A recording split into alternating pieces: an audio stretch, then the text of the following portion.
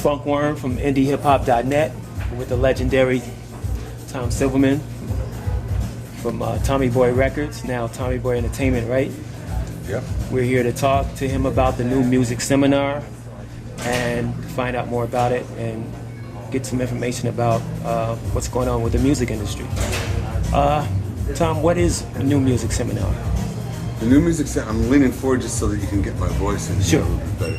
The New Music Seminar is a conference that I started with a bunch of other people back in 1980-81, which is about the same time I started Tommy Boy.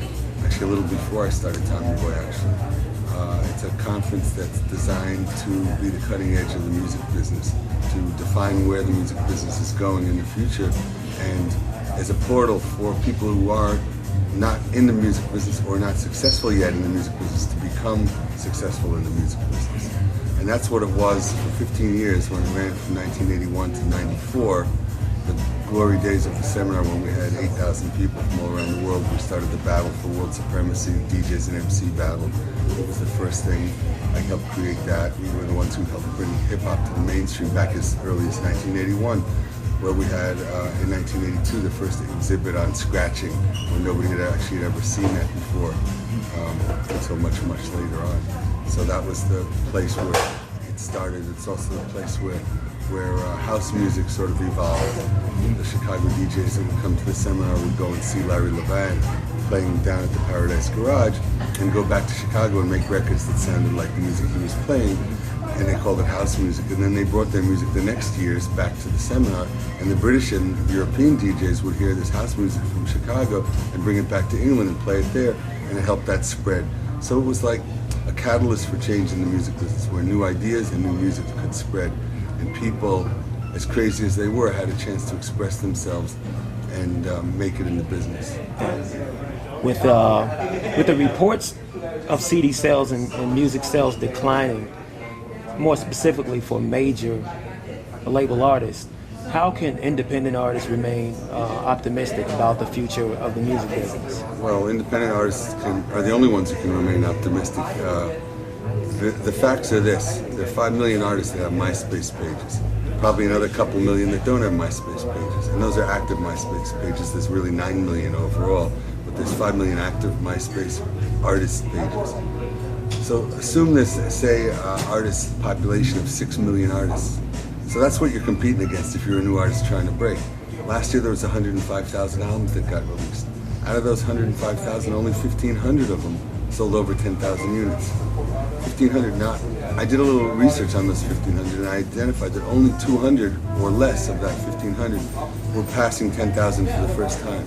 So that means if you're a new artist trying to break 10,000, you're in a class of 200 a year. Out of 6 million or more artists every year, or 105,000 every year that release an album, only 200 get to break 10,000. And we're not talking about gold or platinum here, that's a 500,000 or a million. We're talking about 10,000. Doesn't seem like that many. Many of you have probably 10,000 people in your neighborhood. You know, we're not talking about the United States of America where there's 300 million people. You know, we're not even talking about, like, you know, the city of Boston where there's, 2 million people. 10,000, it's not that big. Most people's neighborhoods, like I say, are 10,000. So how do you get from 0 to 10,000? That's what the New Music Seminar is going to be about. Yeah, how can you become a star? Well, the first step to becoming a star is breaking away from the glut of all those 105,000 releases and all those 5 million other artists and becoming known above and beyond them, like artists like Drake have been able to do, and some other new artists that we're following, like Mickey Fax and Tanya Morgan, who we had at the first New Music Seminar in July when we brought it back. I felt this is the time to start the New Music Seminar again after a 15-year absence, and for me, I've been out of it, since 1992. I stopped doing it, so it's even more. It's 17 years for me because the business is ending. The old record business is ending. The whole business currently, for the last 15 years, has revolved around the record. The new business will not be revolving around the record. The new music business will be revolving around the relationship between artists and their fans and how they monetize that relationship. Whether they buy music, tickets, merchandise, hair products, water, as in the case of 50 Cent. It could be anything. I mean, 50 Cent didn't make most of his money selling records. He made most of it getting a piece of vitamin water. Yeah. So how we make ourselves famous is one thing. Once we get famous, our fame is a relationship between our fans and us. And how we, as artists, will manage that relationship, or our partners, whether they be labels in the new way, not the traditional way, or managers in the new way, not the traditional way, that manage that relationship and kind of drive the fans from passive to active and active to super fans. That's the new game, and the New Music Seminar is getting ready to expose what the new world will be. We will prophesy, like the Mayan prophecy for 2012, what the music business will be like in 2012, and how by 2013, what we see now as the record business will no longer exist. It hardly even exists now. This year alone, record sales are down, album sales are down 18.2%. So, but if you can extrapolate that, and I've done that, to 2013, the business will be in dollar volume less in dollars in the total record business than the business was in 1963, 50 years before, after adjusted for inflation.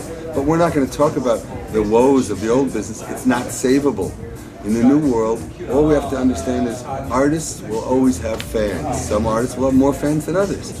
Some artists' fans will be their mom or their brother, and that will be their only fan. Others will have 100. Some will have 1,000. And not everyone is deserving. So we'll talk about what's the new business, how do you get there, what do you have to do musically and songwriting and production-wise, and in everything you do. Do you have to make an album, or is a single enough? Because the new business, that last year for the first time, 2.5 times as many singles sold as albums, digitally. That hasn't happened since like the mid-70s.